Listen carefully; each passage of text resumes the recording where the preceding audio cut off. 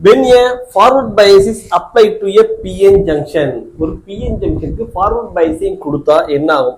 It raises the potential barrier. Potential barrier increase ஆகும்னு சொல்றாங்க. அதுக்கடுத்து reduces the majority carrier current to zero.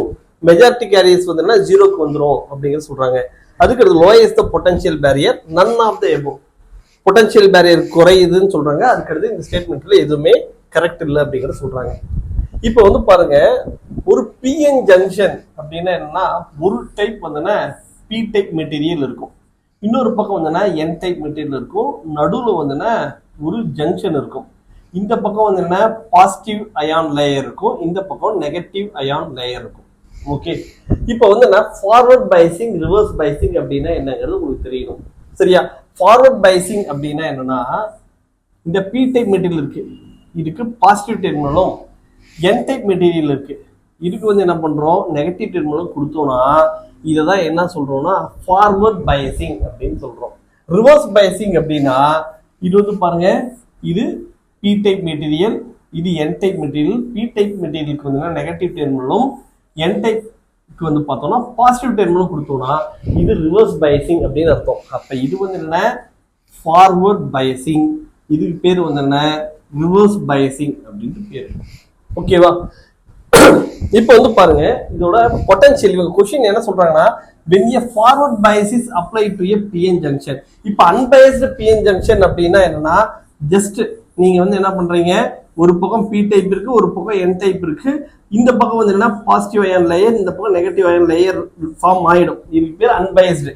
இப்போ நம்ம இப்ப பொட்டன்ஷியல் எக்ஸ்டர்னலா நம்ம கொடுத்துருக்கோம், ஒரு பக்கம் வந்து ஃபார்வர்ட் பைஸ், இன்னொரு இது வந்து ரிவர்ஸ் பைஸ் இருக்கு. அப்ப ஃபார்வர்ட் பைசிங்ல என்னன்னா பி டைப் வந்து பாசிட்டிவ் டெர்மினலும் என் டைப் வந்து நெகட்டிவ் டெர்மினலும் கொடுத்துருக்கோம்.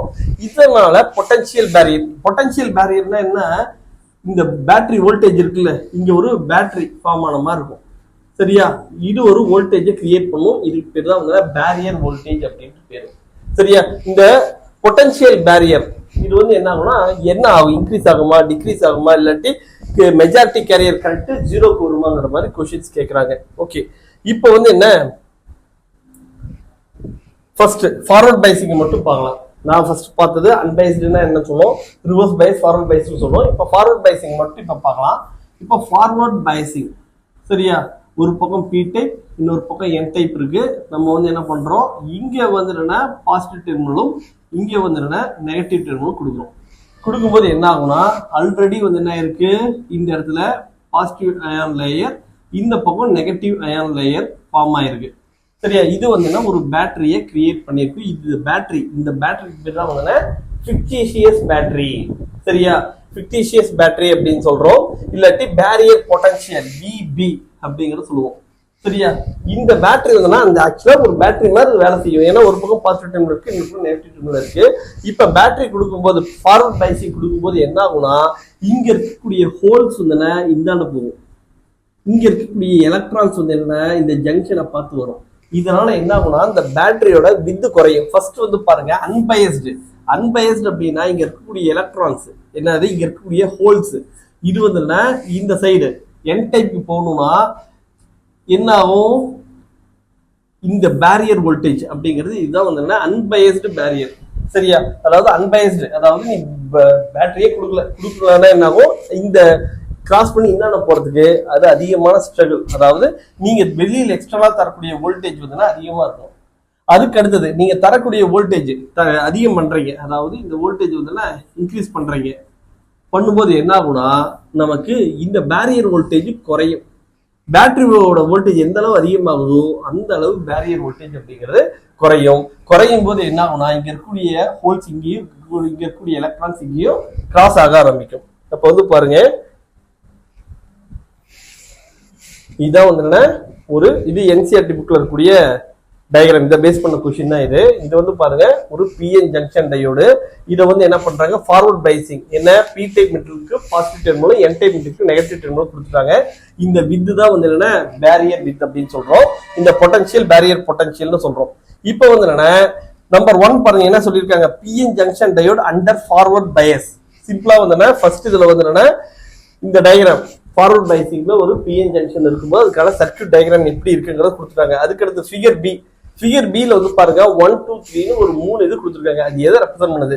பில barrier potential without battery. Battery இல்லைன்னா பேரியர் பொட்டன்ஷியல் என்ன ஆகுது? V0 அப்படிங்கிற பேரியர் பொட்டன்ஷியல் அதிகமா இருக்கு. அதுக்கு அடுத்தது ரெண்டாவது என்ன? Low battery voltage. Battery voltage கொடுத்துட்டோம், பேட்டரி கனெக்ட் பண்ணிட்டோம், அப்போ வந்து என்ன ஆகுது? இது குறையுது. சரியா? மூணாவது ஹை வோல்டேஜ் பேட்டரி. அதிகமான வோல்டேஜ் கொடுக்கும் போது என்ன ஆகும்னா இந்த பேரியர் வோல்டேஜ் வந்து குறைஞ்சிக்கிட்டே வருது. பாருங்க, barrier potential without battery, with low voltage battery, with high voltage battery. அப்போ வோல்டேஜ் அதிகம் பண்ண என்ன ஆகுதுன்னா இந்த பேரியர் பொட்டன்ஷியல்ங்கிறது குறைஞ்சிக்கிட்டே வருது. அப்ப when a forward bias is applied to a PN junction, it reduces the it lowers the potential barrier. Option 3ங்கிறது கரெக்டான ஆன்சர். சரியா? இந்த மாதிரியான கொஸ்டின்ஸ் வந்து பாருங்க, இந்த கான்செப்ட் உங்களுக்கு கிளாரிட்டி கிடைக்கும். இந்த மாதிரியான புக் பேக் எக்ஸசைஸ் பார்க்கும்போது, அதே மாதிரி எக்ஸாம்பிள் கொஸ்டின்ஸ் எல்லாம் பார்க்கும்போது நிறைய ஐடியாஸ் கிடைக்கும். அதுல ஏதாவது டவுட் இருக்குன்னா நம்ம என்ன பண்ணுவோம்? இந்த மாதிரி புக்ல இருக்கக்கூடிய கான்செப்டை போய் தேடும் போது இன்னும் நிறைய பாயிண்ட்ஸ் வந்தா நமக்கு கிடைக்கும். சரியா? அதனால நீங்க படிக்கும்போது என்ன பண்ணுங்க, என்சிஆர்டி எக்ஸாம்பிள் படிங்க, அடுத்து என்சிஆர்டி புக் பேக் எக்ஸசைஸ் பாருங்க. அதுக்கு ரிலவெண்டா என்ன கான்செப்ட் இருக்கு என்சிஆர்டி புக்ல, எங்க இந்த கான்செப்ட் இருக்குன்னு போய் தேடி பாருங்க.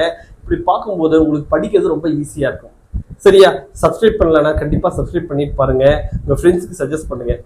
எவ்ரிடே மார்னிங் 4 o'clock நம்ம வீடியோஸ் வந்துகிட்டே இருக்கோம், பார்த்துட்டே இருங்க. கண்டிப்பா நீங்க நல்ல ஸ்கோர் பண்ணுவீங்க. All the best.